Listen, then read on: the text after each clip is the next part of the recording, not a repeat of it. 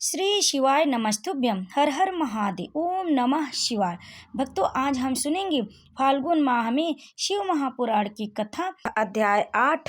भक्तों, फाल्गुन माह भगवान शिव को समर्पित है और इस महीने में भगवान श्री कृष्ण की पूजा के साथ साथ भगवान शिव माता पार्वती की पूजा का विशेष महत्व है। और शिव महापुराण की कथाओं का श्रवण करने से भगवान शिव प्रसन्न होते। तो भक्तों, आइए सुनते हैं। ब्रह्मा जी कहते हैं, मुनि श्रेष्ठ नारद, इस समय हम दोनों देवता गर्व रहित हो निरंतर प्रणाम करते रहे। हम दोनों के मन में एक ही अभिलाषा थी, इस ज्योतिर्लिंग के रूप में प्रकट हुए परमेश्वर प्रत्यक्ष दर्शन दे। भगवान शंकर दीनों के प्रतिपालक, अहंकारियों का गर्व चूर्ण करने वाले तथा सबके अविनाशी प्रभु हैं। वे हम दोनों पर दयालु हो गए। उस समय वहाँ उन सुश्रेष्ठ से ओम ओम ऐसा शब्द रूप नाद प्रकट हुआ जो स्पष्ट रूप से सुनाई देता था। वह नाद लुप्त स्वर में अभिव्यक्त हुआ था। स्वर से प्रकट होने वाले शब्द के विषय में यह क्या है, ऐसा सोचते हुए समस्त देवताओं के आराध्य भगवान विष्णु मेरे साथ संतुष्ट चित्त में खड़े रहे। वे सर्वथा वैर भाव से रहित थे। उन्होंने लिंग के दक्षिणी भाग में सनातन आदिवर्ण आकार का दर्शन किया, उत्तर भाग में ओंकार का, मध्य भाग में मकार का और अंत में ओम इस नाद का साक्षात दर्शन एवं अनुभव किया। दक्षिण भाग में प्रकट हुए आदि वर्ण आकार को सूर्यमंडल के समान तेजोमय देखकर जब उन्होंने उत्तर भाग में दृष्टिपात किया, तब वहाँ ओंकार वर्ण अग्नि के समान दीप्तिमय दिखाई दिया। इसी तरह उन्होंने मध्य भाग में मकार को चंद्रमंडल की उज्ज्वल कांति से प्रकाशमान देखा। तदंतर जब उनके ऊपर दृष्टि डाली, तब शुद्ध स्फटिक मणि के समान निर्मल प्रभा से युक्त तुरायातीत अमल निष्कल निरुपद्रव निर्द्वंद्व अद्वितीय शून्यमय ब्रह्मा और अभ्यंतर के भेद से रहित, जगत के भीतर और बाहर शिव में स्थित, आदि मध्य और अंत से रहित, आनंद के अकारण तथा सब के परम आश्रय सत्य आनंद एवं अमृत स्वरूप पर ब्रह्मा का साक्षात्कार किया। उस समय श्री हरि यह सोचने लगे कि यह अग्नि स्तंभ यहाँ कहाँ से प्रकट हुआ, हम दोनों फिर इसकी परीक्षा करें। मैं इस अनुपम अनल स्तंभ से नीचे जाऊंगा। ऐसा विचार करते हुए श्री हरि ने वेद और शब्द दोनों की आवाज से युक्त विश्वात्मा शिव का चिंतन किया। तब वहाँ एक ऋषि प्रकट हुए, जो ऋषि समूह के परम सार रूप माने जाते। उन्हीं ऋषि के द्वारा परमेश्वर श्री विष्णु ने जाना कि इस शब्द ब्रह्मामय शरीर वाले परम लिंग के रूप में साक्षात परम ब्रह्म स्वरूप महादेव जी ही यहाँ प्रकट हुए हैं। यह चिंता रहित अथवा अचिंत्य रुद्र है। जहाँ जाकर मन सहित वाणी उसे प्राप्त किए बिना ही लौट आती है। उस पर ब्रह्मा परमात्मा शिव का वाचक एकाक्षर प्रणव ही है। वे इसके वाचार्थ रूप है। वह परम कारण सत्य आनंद एवं अमृत स्वरूप परात्पर पर ब्रह्मा एक अक्षर का वाच्य। प्रणव के एक अक्षर आकार से जगत के बीज भूत अंड जन्मा भगवान ब्रह्मा का बोध होता है। उसके दूसरे एक अक्षर ओमकार से परम कारण रूप श्री हरि का बोध होता है और तीसरे एक अक्षर मकार से भगवान नील लोहित शिव का ज्ञान होता है। आकार सृष्टि करता है, उकार मोह में डालने वाला और मकार नित्य अनुग्रह करने वाला।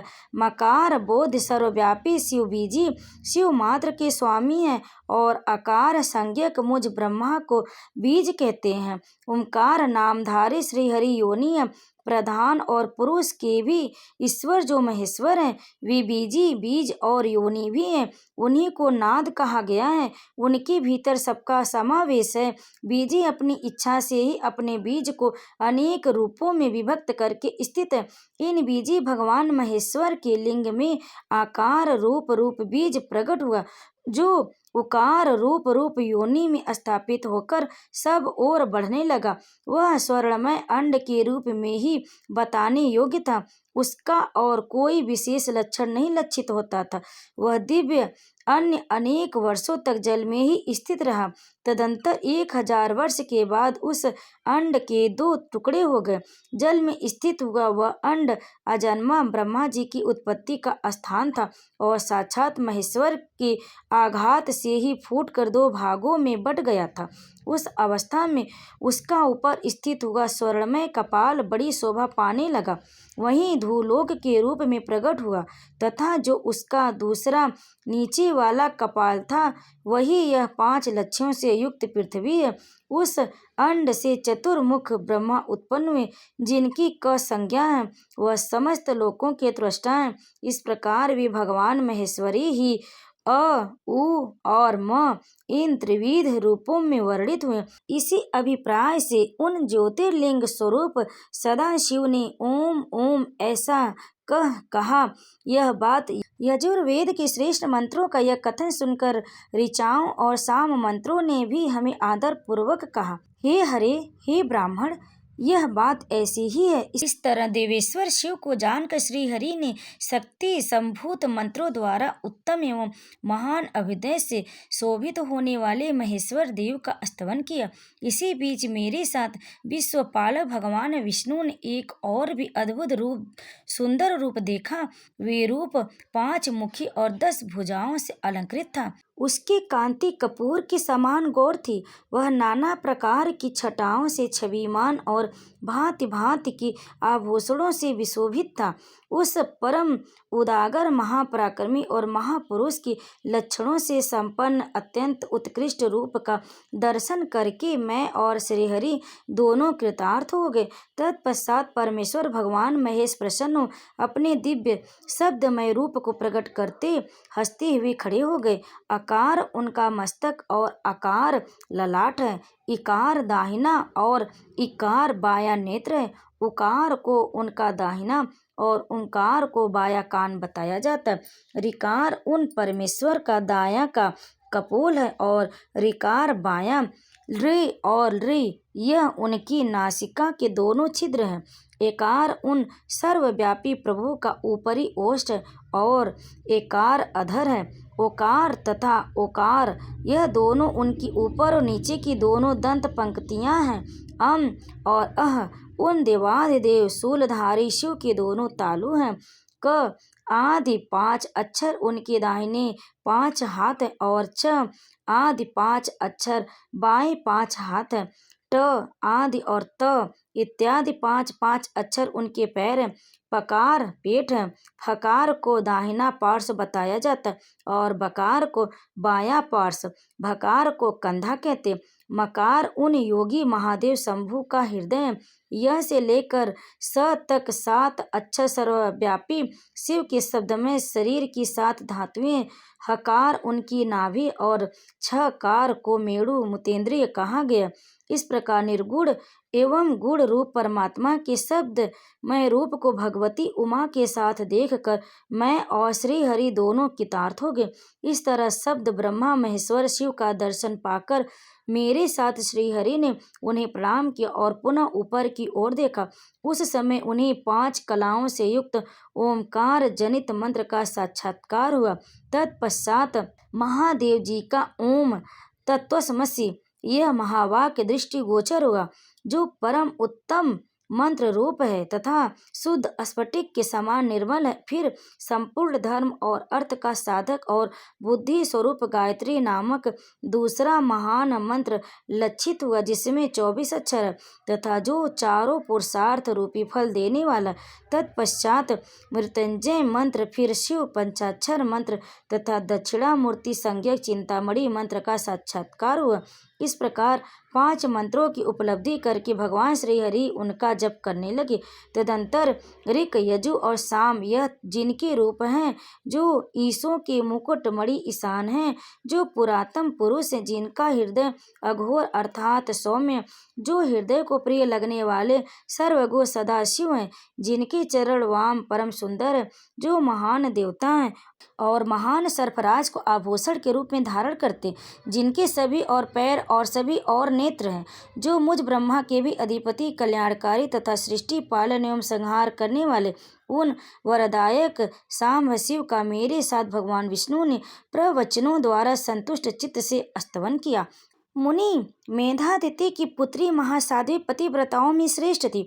वह महर्षि वशिष्ठ को पति रूप में पाकर उनके साथ बड़ी शोभा पाने लगी। इससे शक्ति आदि शुभ एवं श्रेष्ठ पुत्र उत्पन्न हुए। मुनि श्रेष्ठ, मैंने तुम्हारे समक्ष संध्या के पवित्र चरित्र का वर्णन किया, जो समस्त कामनाओं के फल को देने वाला परम पावन दिव्य स्त्री या शुभ व्रत का आचरण करने वाला पुरुष इस प्रसंग को सुनता है तो वह संपूर्ण कामनाओं को प्राप्त कर लेता है। इसमें अन्यथा विचार करने की आवश्यकता नहीं है। प्रजापति ब्रह्मा जी की यह बात सुनकर नारद जी का मन प्रसन्न हो गया और वे इस प्रकार बोले। नारद जी ने कहा, ब्राह्मण अरुंधति की तथा उसके पूर्व जन्म की, उसकी स्वरूप भूता संध्या की बड़ी उत्तम दिव्य कथा सुनाई है, जो शिव भक्ति की वृद्धि करने वाली धर्मज्ञ। अब आप भगवान शिव की उस परम पवित्र चरित्र का वर्णन कीजिए, जो दूसरों के पापों का विनाश करने वाला उत्तम एवं मंगलदायक है। जब कामदेव रति से विवाह करके हर्षपूर्वक चला गया, दक्ष आदि अन्य भी पुत्री भी जब अपने अपने स्थान को पधारे और जब संध्या तपस्या करने के लिए चली गई, तब वहाँ क्या हुआ? ब्रह्मा जी ने कहा, तुम धन्य हो, भगवान शिव के सेवक हो। शिव की लीला से युक्त जो उनका शुभ चरित्र है, उसे भक्ति पूर्वक सुनो। तात पूर्व काल में एक बार जब मैं मोह में पड़ गया और भगवान शंकर ने मेरा उपहास किया, तब मुझे बड़ा क्षोभ हुआ था। वस्तुतः शिव की माया ने मुझे मोह लिया था, इसलिए मैं भगवान शिव के प्रति ईर्ष्या करने लगा। किस प्रकार सो बताता हूँ, सुनो। मैं उसी स्थान पर गया जहाँ दक्ष राज मुनि उपस्थित थे। वहीं रति के साथ कामदेव भी था। नारद उस समय बड़ी प्रसन्नता के साथ दक्ष आदि पुत्रों को संबोधित करके वार्तालाप आरंभ किया। उस वार्तालाप के समय में शिव की माया से पूर्णतया मोहित था। अतः मैंने कहा, पुत्रों, ऐसा प्रयत्न करना चाहिए जिससे महादेव जी की किसी कामनीय कांति वाली स्त्री का प्राणी ग्रहण करे। इसके बाद मैंने भगवान शिव को मोहित करने का भार रति सहित कामदेव को सौंपा।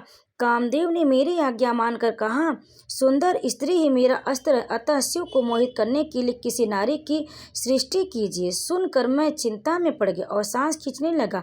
मेरी उस निश्वास से पुष्पों से विशोभित वसंत का प्रादुर्भाव हुआ। बसंत और मलयानील यह दोनों मदन की सहायक हो। इनके साथ जाकर कामदेव ने वामदेव को मोहने की बारंबार चेष्टा की, पर उसे सफलता नहीं मिली। जब वह निराश होकर लौट आया, तब यह बात सुनकर मुझे बड़ा दुख हुआ। उस समय मेरे मुख से जो निश्वास वायु चली, उससे मारगढ़ों की उत्पत्ति हुई। उन्हें मदन की सहायता के लिए आदेश देकर मैंने पुनः उन सबको शिव जी के पास भेजा, परंतु महान प्रयत्न करने पर भी वे भगवान शिव को मोह में नहीं डाल सके। काम सपरिवार लौट आया और मुझे प्रणाम करके अपने स्थान को चला गया। ओम नमः शिवाय। ओम नमः शिवाय। भक्तों, शिव महापुराण की कथा अध्याय 8 यहीं पर समाप्त हुई। इस अध्याय को अंत तक सुनने के लिए आप सभी भक्तों का बहुत बहुत धन्यवाद। अगर आपको यह कथा पसंद आई तो वीडियो को लाइक करें, शेयर करें और कमेंट में हर हर महादेव अवश्य लिखें। आप सभी भक्तों पर भगवान भोलेनाथ, माता पार्वती कृपा सदैव बनी रहे। ओम नमः शिवाय।